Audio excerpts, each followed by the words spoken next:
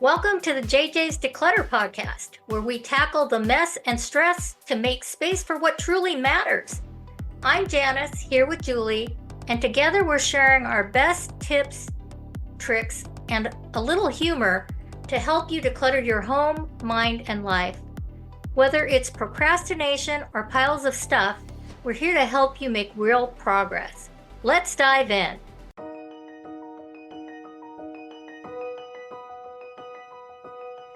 Hello and welcome back to the JJ's Declutter podcast. I'm Julie. And I'm Janis. And today we're doing something a little different. We're taking you to a magical place, well, as magical as a village drowning in stuff can be, called Alderwick. Because Alderwick, it's where storage bins multiply like rabbits when you're not looking. Exactly.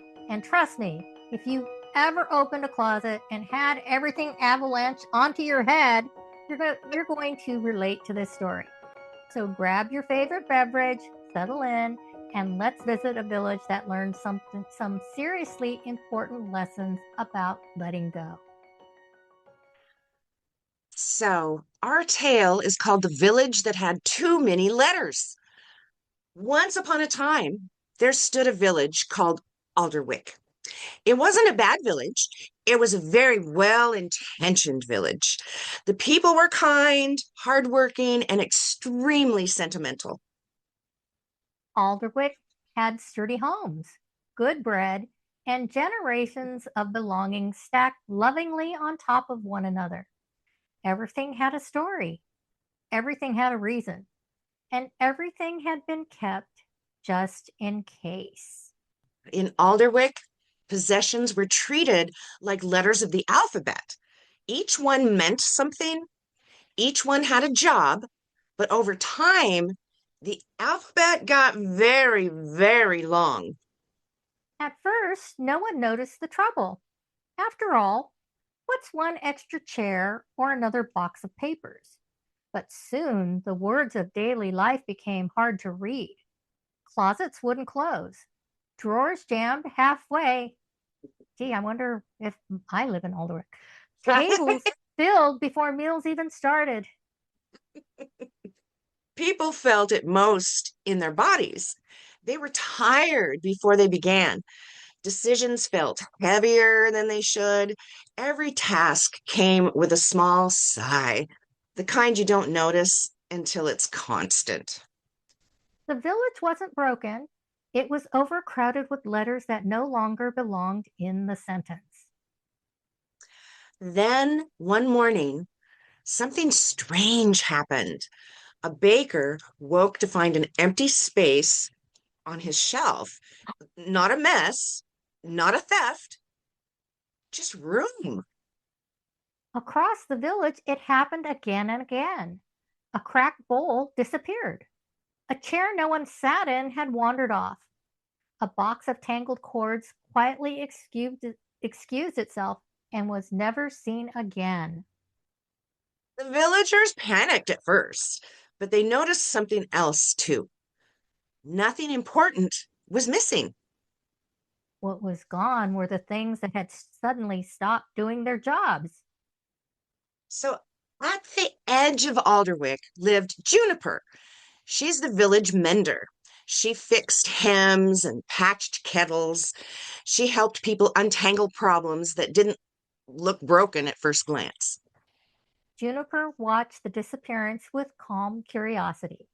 She noticed what others didn't. The belongings weren't leaving out of spite. They were leaving because they were tired of being kept without purpose. So Juniper packed a satchel and followed the trail into the forest, where the letters had gone to rest. She found them everywhere. A lamp leaning against a tree, dusty but hopeful. Boxes of supplies waiting patiently for hands that never came. Furniture resting quietly, relieved to stop holding expectations instead of people. Juniper didn't lecture them. She didn't guilt them into returning. She listened. She thanked each item for the job that it had done, whether that job lasted years or just one season. And for the first time, the letters felt seen for what they were, not for what they used to mean. Juniper asked only one question, and she asked it gently. Where do you belong now? Not why are you here? And not what if I need you later? Some letters knew the answer immediately. They were ready to move on. Others realized they still belonged in the village, but in a different place, doing a clearer job. Nothing was forced, nothing was rushed. The alphabet began to shrink into something readable again. When Juniper returned, Alderwick felt lighter, not empty, not stark, just balanced. Rooms had space to be lived in. Tables welcomed meals instead of piles. Closets closed with a quiet confidence instead of a shove. The villagers owned fewer things, but they trusted what remained. Every letter pulled its weight. Here's what Alderwick learned. Possessions are like letters. Too few and life feels unfinished. Too many and the meaning gets lost. So the goal isn't to erase your alphabet, it's to build words that make sense for the life you're living now. And Julie, you know what I love about this story? It's Hmm, gentle. There's no shame, no judgment. No, you're a bad person for having stuff. that's because decluttering isn't about becoming perfect or minimalist or living out of a backpack. It's about creating space for the life you're actually living. And the letters you actually love. Not the life that you might live someday if the perfect circumstances align and you suddenly develop 17 new hobbies. Exactly. It's about making sure your alphabet is readable, that every letter has a job, that your home tells the story of who you are right now. So here's your homework, dear listeners. Pick one area this week, just one, and ask yourself which letters no longer belong in my sentence. Acknowledge that the item's usefulness is over, and now decide, does it need to move on or does it need a new job in a different place? Honestly, the way I do it is I pick something up and say, I'm done with you. Bye bye. And into the donation station it goes. Small, doable doses. Thanks for joining us in the magical alphabet village of Alderwick today, folks. So here's a Decluttering with the JJ's invitation. We want you to join us in February for our Decluttering through the alphabet game. Each day we declutter one letter of the alphabet. I mean, we're ABC Declutter with JJ. We like the alphabet. Yes. Also, studies have shown alphabetical decluttering works so well because it sneaks past those mental roadblocks that actually stop us cold. It removes the draining, where do I even start question. It will give us just enough structure to feel safe without feeling trapped. And it turns the process into a little treasure hunt that lights up our motivation and gently builds lasting habits by mixing routine with variety.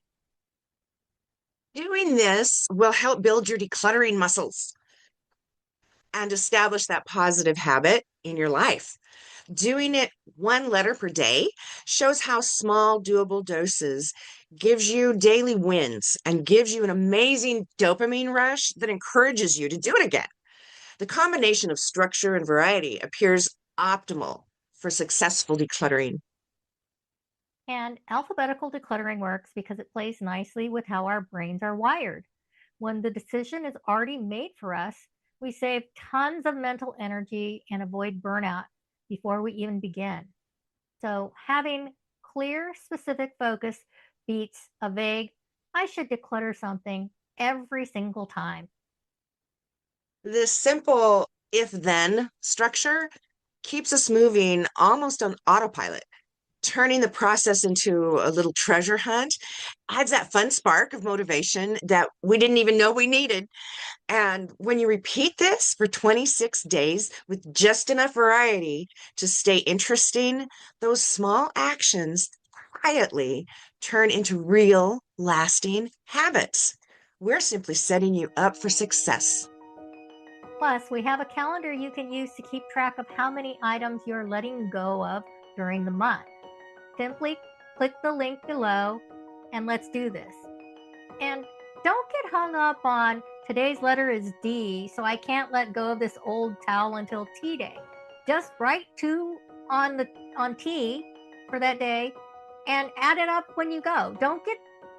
This is a structure to make it easy. We're not trying to create a prison, and there's no alphabet game police that's going to come to your house and say, well, today's D-Day. You can't get rid of any towels because those start with a T. Right, Julie? That's right. Absolutely right.